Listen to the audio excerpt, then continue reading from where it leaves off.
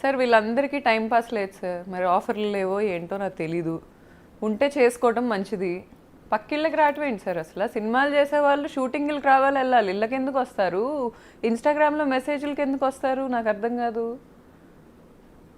అమ్మాయికి ఏం అవసరం సార్ సీతకి నాకు మెసేజ్లు? అసలు ఇనిషియేషన్ ఎందుకు తీసుకోవాలి అమ్మాయి చాట్? మేము ఇద్దరం ఎప్పుడైనా పరిచయమా? ఏ రోజైనా హాయ్ బాయ్ చెప్పుకున్నామా? టీజర్ లాంచ్ చేసుకున్నాడు ఈ అబ్బాయి, నన్ను నా కొడుకుని అవాయిడ్ చేశారు. వాళ్ళ ఫ్యామిలీ చేసుకున్నారు, సీతాని పిలిచారు, అందరిని పిలిచారు. 2 రోజులో 4 రోజుల్లో ఉంది. మరి అక్కడ ఎక్కడుందో నాకు తెలీదు. ఆ అమ్మాయి అక్కడి వరకు ఉండాలి. అతను పిలుచుకున్నాడు కాబట్టి అతని వరకు ఉండాలి. లేదా ఒకవేళ హీరోకి వైఫ్ అనే పాయింట్ ఉంటే హాయ్ అండి ఎలా ఉన్నారు, లేకపోతే హాయ్ గౌతమి ఎలా ఉన్నావు అని పలకరిస్తారా? లేకపోతే మీకు రాదు, మీరు వెళ్తున్న పర్సన్ చేయలేడు, ఈవ సెలబ్రిటీ మేనేజరా? నాకు సింగిల్ క్వశ్చన్ ఇందులో. అండ్ రితు విషయంలో నా సింగిల్ క్వశ్చన్ ఏంటంటే అసలు నా ఫ్లాట్కి రావడానికి ఆ అమ్మాయికి రైట్ ఏంటి? రాత్రిపూట అపార్ట్మెంట్కి ఏ అపార్ట్మెంట్కైనా రావచ్చు అని మీరు అంటున్నారు, నా ఫ్లాట్కి వచ్చే హక్కు లేదు. As simple as that. లీగల్గా ఆ అమ్మాయికి నా ఫ్లాట్కి వచ్చే హక్కు లేదు.